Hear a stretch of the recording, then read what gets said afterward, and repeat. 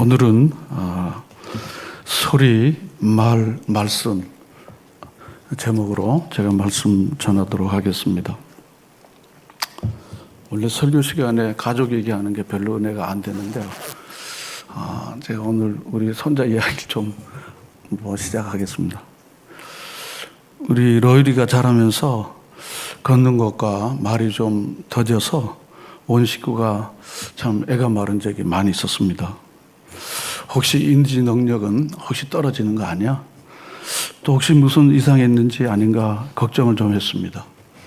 그리고 걱정하는 중에 또 기도하는 중에 걷는 것과 말이 열려서 온 식구가 즐거워하고 하나님께 참 감사했습니다.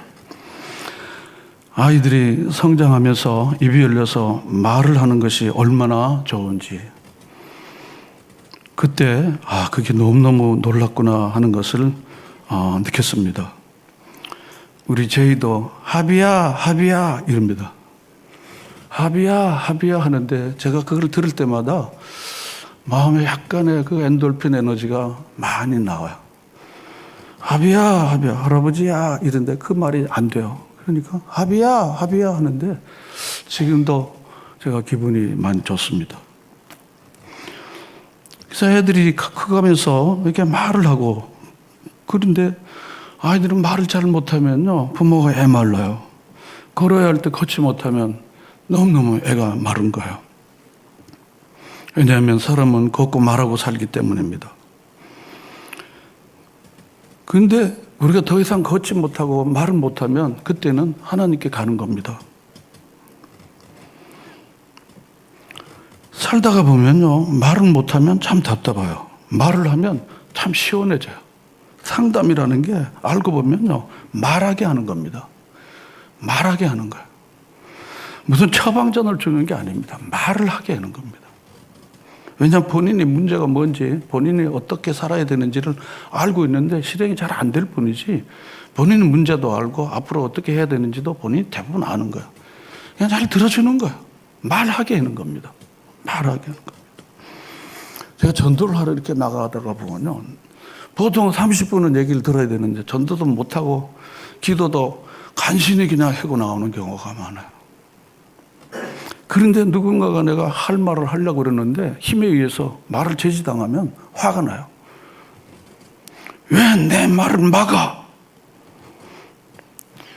그런 경우들이 많이 있습니다. 말하는 걸 통해서 자기 존재의 의미가 나오는 거야.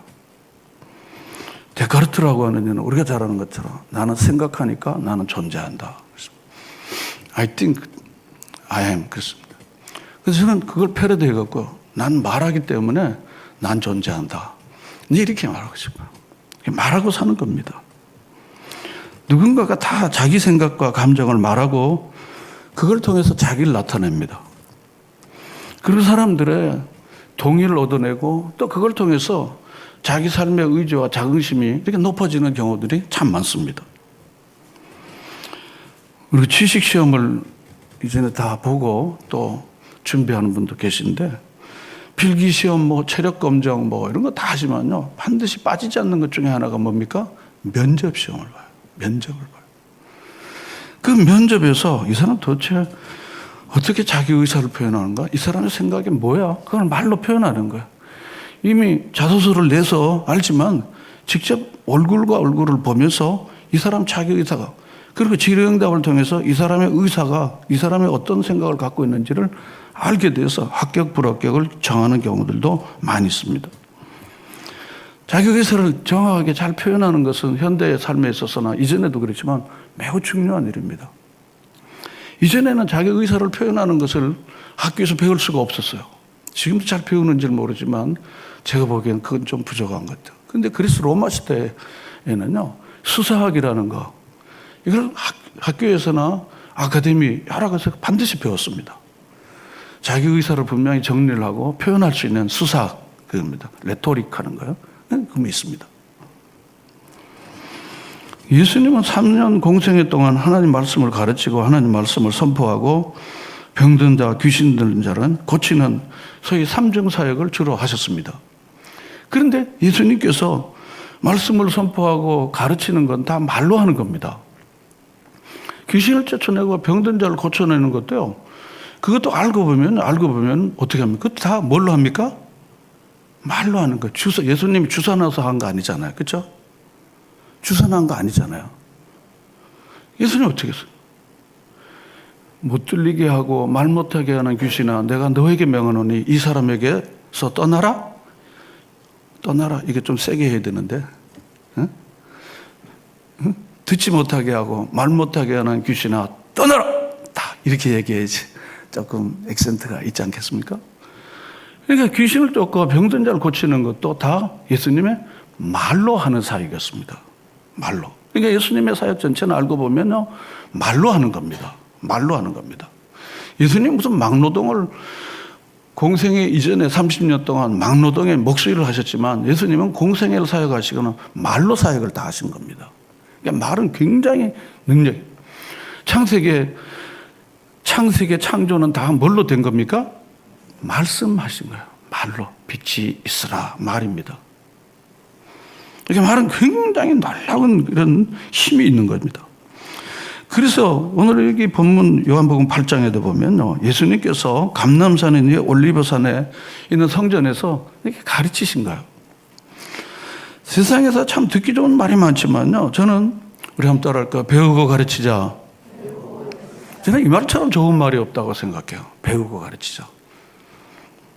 배우고 계속 배우는 거예요. 평생 배우는 거예요. 그리고 또 가르치는 거예요. 또 배우고 또 가르치는 거예요. 공부하고 또 가르치는 거예요. 그래서 배우고 나니까 좋고 가르쳐서 좋고 너무너무 좋습니다. 배움을 끝이면 우리는 자꾸 사망길로 가는 거야. 했던 말이나 또 하고 새로운 게 없습니다. 계속해서 배우는 거야. 계속해서. 좋은 지식은 무한정으로 있습니다. 성경은 오늘 교동문에서 본 것처럼 무한합니다. 한이 없습니다. 근데 하나님께 은혜를 받고 나면요, 그 다음부터는요, 한 단계 넘어가면요, 우리 한번 따라할까요? 배워서 남주자, 벌어서 남주자. 그 다음 단계로 이렇게 가는 거예요. 그동안 자기가 먹고 살려고, 그리고 자기가 뭔가 꿈을 이루려고 그렇게 열심히 공부했고, 그리고 열심히 돈 벌었는데, 은혜 받고 나니까, 아니야, 이거 배워서 남주라고 하나님 배움의 기회를 준 거야. 이렇게 준 거는 가난한 자들에게 좀 주라고 준 거야. 벌어서 남주지 뭐. 응? 이 단계로 이제 올라가는 거야. 이렇게 올라가는 겁니다. 그리스도인들 중에서 이런 분들이 점점 많아지는 게 너무너무 감사한 일입니다. 감사한 일입니다. 전 세계 학교를 세우고 병원을 세우고 구제하고 교회를 세우는 일은요, 이 정신을 가진 분들에 의해서 교회가 없는데 병원이 없는데 학교가 없는데 계속해서 세우는 거야. 환갑잔치 너, 칠순잔치 너, 2천만 원 바로 드림스 드림을 통해서 학교 반경 10km 내 없는데 거기 학교를 남 세우겠다. 바로 이게 벌써 남 주는 거야. 남 주는 거야. 바로 그런 정신이 있으니까 계속해서 배우지 못한 자들이 배우게 되는 거야. 돈이 없어서 배울 수 없는 이들이 또 배움의 기회를 갖는 거야. 선교사님들이 한국에 오니까요, 너무너무 열악한 거야. 그래서 한 김은 가면 교회를 세우고 복음 전하고는 그 다음에 학교를 세우고 그 다음에 병원 세운 거야. 그래서 교회, 학교, 병원 하나 세우게 해주세요. 그래서 선교지마다 반드시 이게 있습니다. 처음에 조그만한 공간에다가 진료 뭐 이렇게 약 좀 주고 그러다가 그게 나중에 병원 되는 거야. 제3세계 다 모두 병원들이 다 그렇게 시작된 거. 우리나라 처음에 광해은이 세브란스 뭐 다 조그만한 우리말은 구멍가게 같은 게 그게 다 이제 큰 병원 된 겁니다. 지금 제3세계 나라들은 상당히 많은 문명률이 높습니다. 심지어 50%, 60%. 그 자기를 모르는 거야. 까먹는 인구의 절반 넘는 거야. 우리나라 전 세계적으로 문명률이 거의 없는 나라입니다.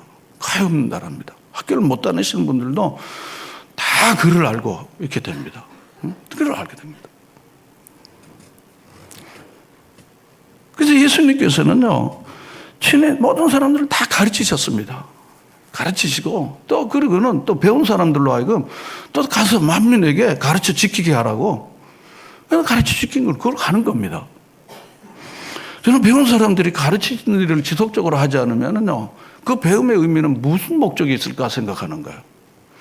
그 자기 신분을 향상하는 데만 쓰지, 누군가 배움이 필요한 사람에게 배움을 주지 전도하지 못하면 그 배움은 자기 성공의 수단으로만 쓰는 거야. 자기 기술도 그냥 그걸로 자기 성공을 위한 도구로만 쓰는 거야.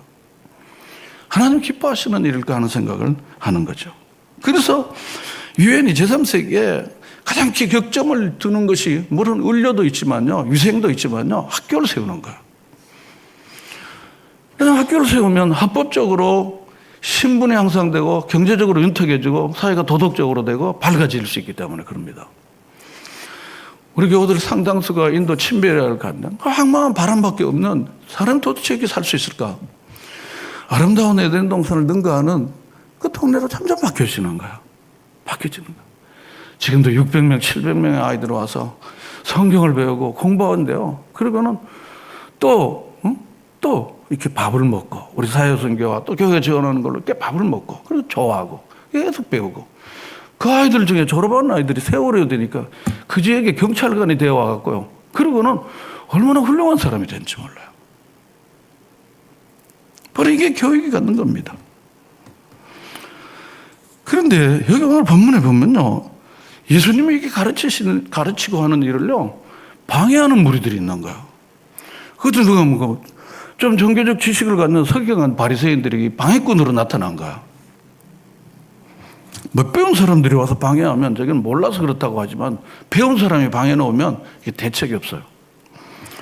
여기 본문 말씀을 잘 살펴보겠습니다. 3절 보면요, 서기관과 바리새인들이 그랬습니다. 예수님이 가르치는데 지금 우리 3절 다 같이 읽어보겠습니다. 시작.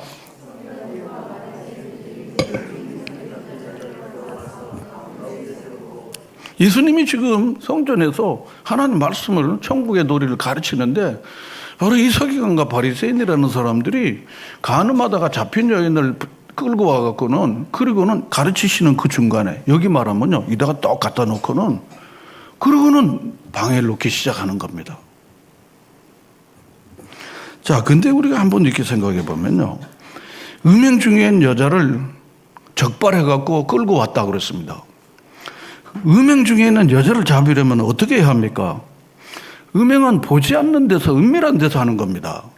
그 보는 데서, 대낮에 사람 다 보는 데서 음행하는 일은 그건 없는 일입니다. 서기관과 바리새인이 이 여인을 잡으려고 추적하고 꼬리를 잡고 현장을 덮쳐서 잡은 거야. 그리고는 자기가 조치를 취하든지, 뭐 자기가 서기관과 바리새이니까 자기가 뭐 어떻게 자기가 조치를 취하든지, 그렇게 해야 되는데 그걸 굳이 다 끌다가 또 어리석은 군중들, 성난 군중들을 동원해갖고 예수님께로 데려와갖고 예수님이 가르치는 그 자리에다 또 세워놓게 된 거야. 그리고는 모세의 율법에 따르면은 이런 여자는 돌로 치러 죽이라고 그랬는데 예수님은 어떻게 해야 되겠습니까? 근데 예수님께서 이 사람들의 의도를 분명히 알 뿐 아니라 오늘 성경은 이 사람들이 무슨 의도인지를 6절이 말하고 있습니다. 우리 6절 다 같이 읽어볼까요? 그들이 이렇게 말하면 고발한 조건을 얻고자 하여 예수를 시험함이라. 예수께서 몸을 굽히사 손가락으로 땅에 쓰시니 그랬습니다. 그들이 이렇게 말하는 것은 무슨 조건을 얻고자요? 고발할 조건을 얻는 거예요. 그리고는 예수를 시험하려고 한 것입니다. 예수님은 지금 굉장히 곤란한 상황에 처했어요. 왜냐하면 모세의 율법에 의해서는 돌로 치라 그랬는데, 우리 레위기 20장 10절 말씀 보겠습니다. 모세의 율법을 지금 보는 거야. 다 같이 읽어보겠습니다. 시작.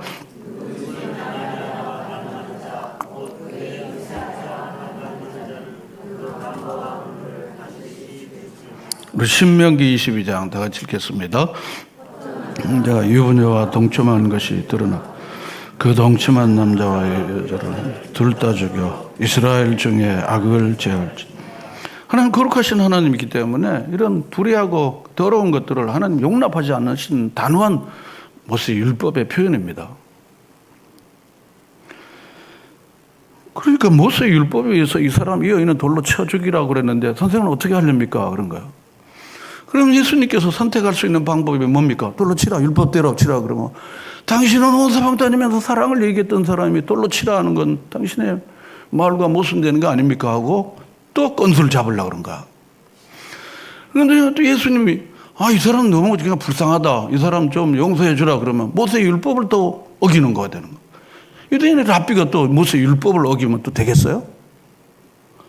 이 사람을 얼무로 빠뜨리려고 하는 음모를 가지고 이 서기관과 바리새인이라고 하는 소위 성경을 많이 알고 하나님을 잘 믿는다고 하는 바로 이 종교 지도자들이 바로 예수님께 더군다나 끌고 온 거야. 끌고 온 겁니다. 종교 지도자들이지만 교리와 성경 말씀은 자기를 세우고 상대방을 함정에 빠뜨려 곤란케 하는데 사용한 것입니다. 은혜 받지 못한 지식은 상대를 곤란케 하여 충분히 할 수 있습니다. 내가 아는 바에 의하면 안 돼. 딱 이럽니다. 내가 아는 바에 의해서는 그건 안 돼. 딱 이럽니다. 사랑이란 눈꽃만치도 없고 자기는 세우고 상대방을 곤란케 하는 일에 자기가 그동안 쌓았던 지식을 써먹는 거예요. 이게 성경 말씀을 가지고 상대를 죽이는 것입니다. 고린도전서 13장 2절 말씀 우리 다 같이 여기 있으니까 읽어보실까요? 예언하는 능력이 있어 모든 비밀과 모든 지식을 알아도 사랑이 없다면 내가 아무것도 내가 이거 딱 끊었는데 이거 다 나왔습니다. 자, 내가 예언하는 능력이 있다. 여기 예언은요, 앞일을 예언하는 게 아닙니다. 여기 예언은요, 말씀을 맡아서 풀어 설명하는 자를 말하는 거예요. 아무리 말씀을 갖고 예언하고 말씀을 전한다 해도 그리고 하늘에 속한 신령한 비밀과 모든 지식을 알아다 할지라도 사랑이 없으면 내가 아무것도 아니라는 거야. 이게 뭐가 더 중요하다는 겁니까? 지식입니까? 비밀입니까? 예언입니까? 사랑이 더 중요하다는 것입니다. 사랑이 중요한 것입니다. 성경 공부를 할 때마다 우리가 간절히 하나님이 주시는 이 지식을 통해서 사람을 섬기는 일에 쓰여지게 해달라고 간절히 우리가 기도하고 성경 공부를 시작하는 거야. 성경을 딱 마치면 하나님 이 말씀을 정말 섬기는 일에 꼭 쓰게 해 주십시오. 지식이 사람을 교만하고 사랑은 사람을 겸손케 하는데 특별히 교회를 오래 다녀서 뭔가 좀 알면요, 그다음부터 교만해질 수가 있어요. 정죄하기가 쉽습니다. 또 열심히 있는 사람은 열심히 않는 사람들을 그렇게 보기가 참 쉬워요. 사람의 말이 이처럼 사람을 죽이는 데 쓸 수 있다는 거야. 사람을 곤란해하고 사람을 어렵게 하는데 특별히 하나님 말씀을 맞은 이들이 쓸 수가 있다는 것입니다. 특별히 지식인의 말이 논리와 종교적 확신을 가지고 말할 때 더 사람들을 죽일 수가 있다는 것입니다.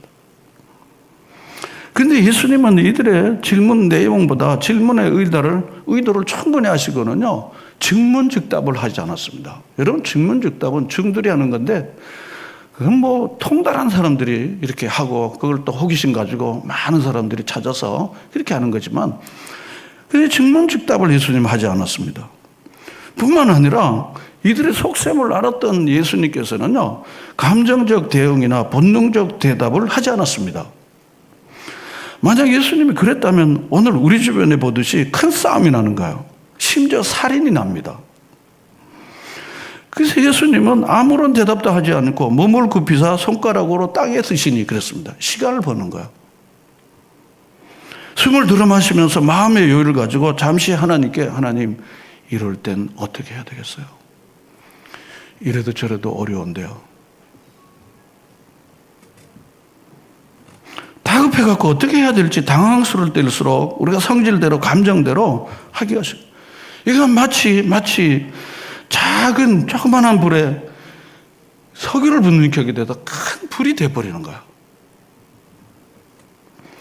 그런데 서기관과 바리새인들이요, 예수님께서 잠깐 하나님께 비상기도를 드리고 숨을 들어 마시면서 이걸 어떻게 해야 될까 하고 하나님께 하는데 옆에서 있던 이 바리새인들은요, 7절을 다 같이 읽겠습니다. 그들이 묻기를 맞이 아니하는지라 이에 일어나 이르시되 너희 중에 죄 없는 자가 먼저 돌로 치라 그랬습니다. 묻기를 맞이 아니하는지라, 이게 말이 좀 복잡하지만 무슨 뜻입니까? 빨리 얘기하라니까. 왜 그러고 가만히 있어? 당신 랍비잖아. 왜 가만히 있어? 빨리 얘기하고 자꾸 독촉을 하는 거야. 이런 미친 사람들은요, 미친 말을 합니다. 특히 종교적인 잘못된 지식에 빠진 사람, 미친 사람들은요, 이렇게 분노와 그리고 열정을 가지고 사람을 막 몰아쳐 갖고 사람을 곤란케 하는 일을 잘합니다. 예수님은 또 여전히 그 질문에 대하여 감정적으로 대응하지 않았습니다. 여러분, 육과 육은 싸움이 납니다. 감정적으로 대응하는 일은요, 그건 바보나 어리석은 자들이 그렇게 대응하는 거예요. 그러니까 예수께서 그들의 질문에 대한 질문은 대답하지 않으시고 뭐라고 대답했습니까? 유명한 말이죠. 7절에 너희 중에 죄 없는 자가 먼저 돌로 치라. 돌은 치되 누군가를 정죄하려면 죄 없는 자가 정죄를 해야 되는 거야. 죄 많은 사람이 죄인을 정죄할 수가 없어. 율법입니다. 그 예수님께서 그렇게 대답을 이렇게 하신 거예요. 하신 겁니다. 그런데 예수님은 또 다시 8절에 보면 다시 몸을 굽혀 손가락으로 땅에 쓰셨습니다. 뭘 쓰셨는지는 성경 전체를 통해서 아무도 알 수가 없어요.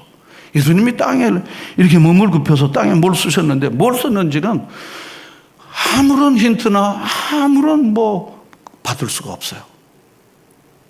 그러니까 저는 그냥 그렇죠. 하나님, 이 사람들의 마음을 움직여 주십시오. 분노해갖고 이 사람을 죽이고 그리고는 시원해할 이 사람들의 마음을 좀 움직여 주십시오. 너무 하나님 말씀에 하나님 은혜를 잘 모르고 이렇게 분노로 이렇게 해갖고 가는 이 사람을 먹여 주시고, 하나님, 이 여인이 얼마나 부끄러울까요? 이 여인이 얼마나 불안해할까요? 하나님, 이 여자가 얼마나 공포스러울까요? 이제 돌면서 피투성이가 돼가고 죽는 걸 봐왔기 때문에 자기가 그렇게 죽게 된다고 생각하면요, 우리는 그걸 현장에서 본 일이었기 때문에 중동 사람들은 지금도 봅니다. 사우디아라비아 지금도 이렇게 합니다.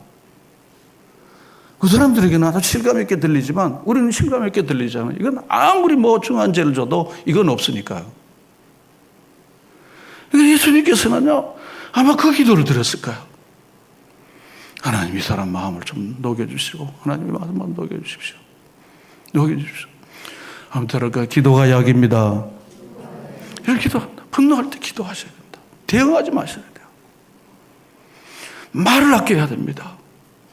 감정이 나오는 대로 하면요, 그 다음에는 싸움이 나고 살인이 나잖아요. 층간소음으로 싸움이 나는 거야. 부부싸움은 그건 기본이고, 막 해대면요, 감당을 못 하는 거야. 오줌 안 매려도 화장실에 가셔야 돼요. 오줌 안 매려도 화장실에 가시라고요. 그게 사는 길입니다. 그리고 바깥에 약속 없어도요, 문슬그머니 열고는 그냥 나가셔야 돼요. 그래야 일이 되는 거예요. 예수님께서 바로 다시 몸을 굽혀 손가락으로 땅에 쓰셨습니다. 그런데 예수님의 이 말씀을 들었던 사람들이요, 우리 9절 다 같이 읽겠습니다. 시작.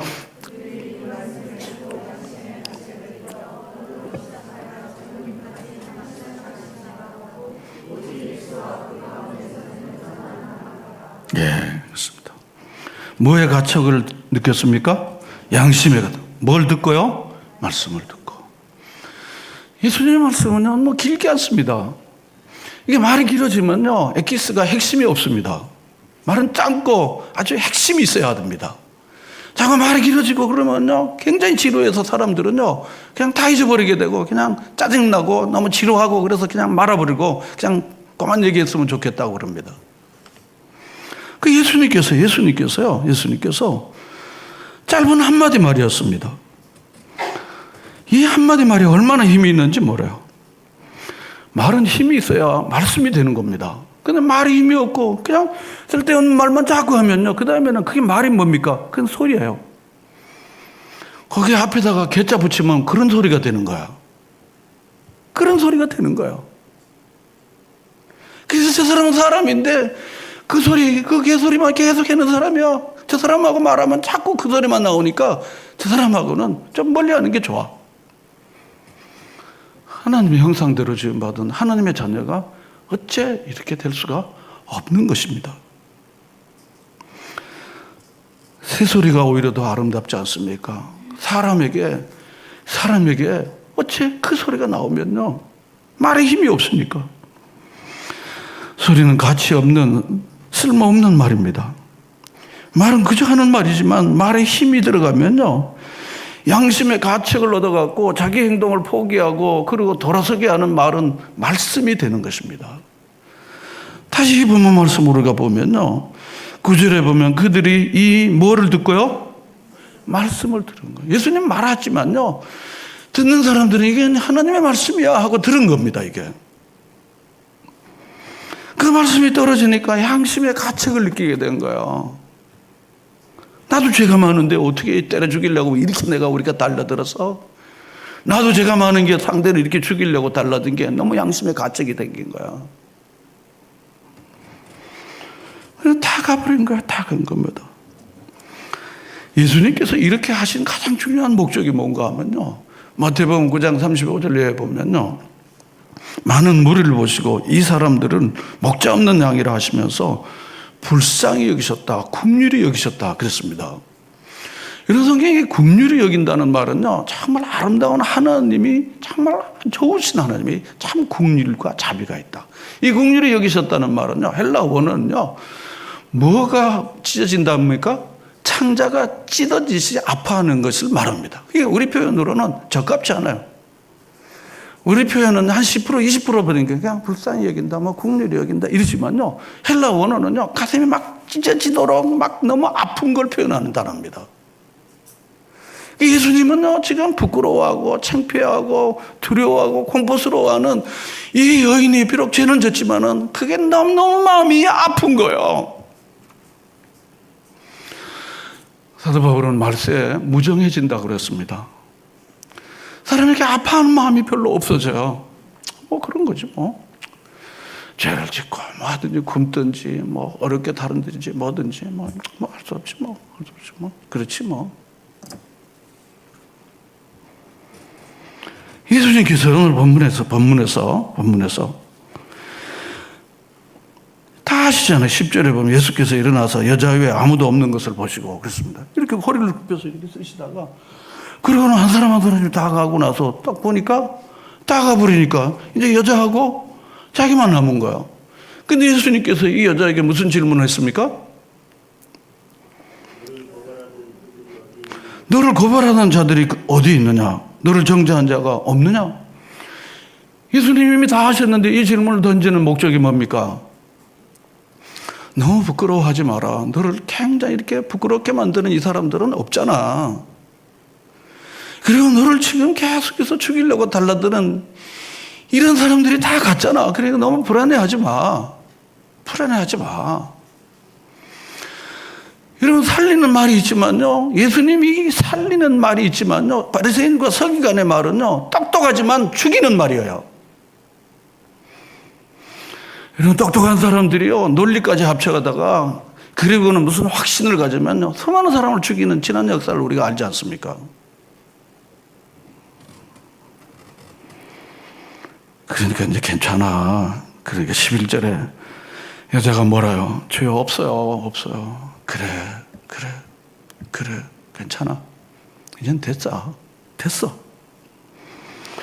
나도 너를 정죄하지 않으니까 어떻게 해요? 다시는 뭘 하지 말라고요? 죄를 짓지 마라. 보통 우리는 이렇게 임받는다. 됐어. 이제 괜찮아. 아싸. 잘하자. 힘내. 이렇게 말합니다. 다시 죄 짓지 마라. 죄 지으니까 난 너무너무 부끄러웠잖아. 나도 너무 힘들었어. 죄 짓고 그러니까 너무너무 힘들었잖아. 나도 너무 힘들었어. 너 봤잖아. 사람들 날 그냥 곤란해하려고 막 그러는데 나도 너무 힘들었잖아. 이게 공감입니다. 이게 공감이에요. 그러고는 본문 12절은요, 떨어져 있지만 이게 8장 1절부터 11절까지 이 사건의 결론입니다. 주님이 주시고자 하는 마지막 결론 말씀이에요. 우리에게 주시는 교훈입니다. 12절 다 같이 읽을까요?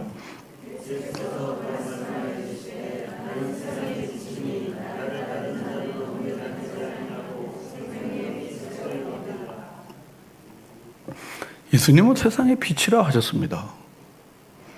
그리고는 빛이신 나를 따르는 사람들은 어두움에 다니지 않는다 그랬습니다. 여러분, 예수님이 빛이시기 때문에요. 예수님을 늘 따라다니면 여러분의 마음속에, 여러분의 가정과 삶 속에 어두움은 흔적도 없게 될 줄로 믿습니다. 그런데 예수님, 빛이신 예수님은 제쳐놓고 세상을 자꾸 쫓아가니까 가정에 어두움이 많은 거예요. 삶에 자꾸 어두움이 많은 거예요. 어두움은 부패하게 하고 우리를 침침하게 하고 우리를 힘들게 하는 게 어두움의 세력인데 그 이면에는 사탄이 있는 거예요. 물고 뜯고 싸우게 하는 거예요. 나를 따른 자는 어둠에 다니지 않고 생명의 빛을 얻는 겁니다. 생명의 빛을 얻게 되는 것입니다.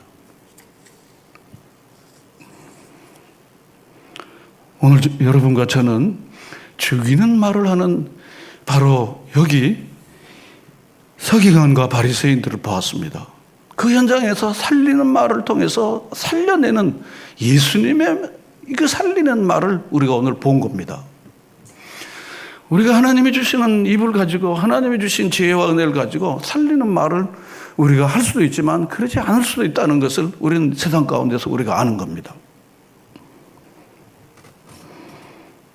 서강대학교에서 영문학을 가르치다가 지금은 암으로 하늘나라 가셨던 장영희 교수라는 분이 있으십니다. 근데 이분이 살아온 기적, 살아갈 기적이라는 아주 오래된 책인데요. 그 책을 쓴 분이에요. 근데 나면서 얼마 안 돼서 아버지도 대학 교수이시기 때문에 유복한 집안에서 자랐지만 하체 장애를 가지고 있었어요. 그러니까 친구들은 거무줄 놀이도 하고 뭐 이렇게 띄엄띄기도 하고 뭐 놀이를 하는데 하체 장애가 있으니까 같이 놀고 싶은데 놀지 못하고 당시만 해도 조롱도 있고 뭐 그런 비하하는 단어들이 있잖아요. 그러니까 너무너무 힘들게 이렇게 지낸 거야. 그 친구들이 노는데 이렇게 구경하고 있는데 엿장수 아저씨가 지나간 거야. 옛날 엿장수 많이 있지 않습니까? 엿장수 하나가 지나가는데 그러고는 뭐 고물 가지고 엿도 주고 그러는데요. 그러는데 이렇게 혼자 쭈그리고 앉아있는 이 장령이 이 여자아이를 보면서 그러면서 한마디 이분이 이렇게 말했다고 해요. 이분의 책에서 나온 거예요. 괜찮아. 그랬습니다. 한번 따라할게요. 괜찮아. 이러면 감정이 너무 없어요. 괜찮아. 네, 감정이 좀 이렇게 들어가는 게 좋죠. 괜찮아. 근데 평범한 한마디였습니다. 괜찮아, 그런 게. 너 비록 하체에 지금 많이 어려움이 있지만 괜찮아, 넌 다 할 수 있다. 이렇게 해석한 거예요, 이분이. 그리고 쟤네들이 너 친구니까 괜찮아, 내 쟤네들하고 놀 수 있어. 이렇게 이 장량이 이분이 이렇게 받아들인 거야. 그리고 나서 수십 년이 지났는데 그 엿장수 아저씨가 괜찮아는 말이 지금도 계속 울린다는 거야. 한마디 말이 사람을 살리기도 하지만 한마디 말이 그렇지 않는 경우들도 얼마나 많이 있었겠습니까? 말의 실수는 누가 다 있지만 여러분, 예수님께서 살리는 이 말씀을 우리에게 주신 걸 통해서 우리가 새로운 희망을 갖는 것처럼 여러분이 구원받은 우리 모두가 이렇게 많은 사람을 살리는, 정말 생명을 살리는 입술이 되는 여러분들이 다 되시기를 바랍니다. 괜찮아, 넌 할 수 있어. 너가 못하면 누가 하겠어? 응? 넌 할 수 있어. 잘할 수 있어. 응? 그렇게 이만큼 한 것도 너 외에 누가 이렇게 할 수 있겠어? 너밖에 없더라. 얼마나 좋은 말들이 우리 주변에 많은지 모릅니다. 예수님께서는요, 이렇게 한 사람 한 사람을 살려내시고 마침내 자기 몸을 던져서 온 인류를 살려내셨습니다. 여러분, 그럭저럭 사시는 우리의 일상의 삶에서 또 누군가를 계속해서 강도처럼요, 제사장과 레인처럼 죽어가는 사람을 보고 지나가는 시대에 사마리아처럼 살려내는 사람들이 있는 것을 우리가 아는 겁니다. 여러분, 많이 배우십시오. 젊은이들 많이 배우시고요. 또 부지런히 열심히 해서 돈도 많이 버십시오. 여러분, 기도도 많이 해서 하나님의 은혜를 많이 받으십시오. 그래서 여러분이 갖고 있는 하나님의 모든 것들을 통해서 살리는 역사에 크게 쓰임받는 여러분 모두가 되시기를 주의 이름으로 축원합니다. 우리 교회, 땅의 모든 교회가 이 어둠 가운데 있는 이들에게 빛으로 인도하여 살리는 역사를 이뤄내는 우리의 민족교회, 또 우리의 모든 교회가 되길 위해서 우리 간절히 기도하시면서 여러분의 가정에 누군가를 살려내는 하나님 교회도 세우고 학교도 세우고 병원 세우는 우리 가정이 되게 해주십시오. 하나님, 우리 아이들과 함께 우리 이제 앞으로 하나님께서 또 자녀들 주실 텐데 다 함께 교회, 학교, 병원 세우게 해주십시오. 하나님, 교회, 학교, 병원 세워서 살리고 또 살리고 하는 이 놀라운 역사를 이루게 해주십시오 하고 소망을 가지고 기도하시며 나아가는 사랑하는 여러분 모두가 되시기를 주의 이름으로 축원합니다.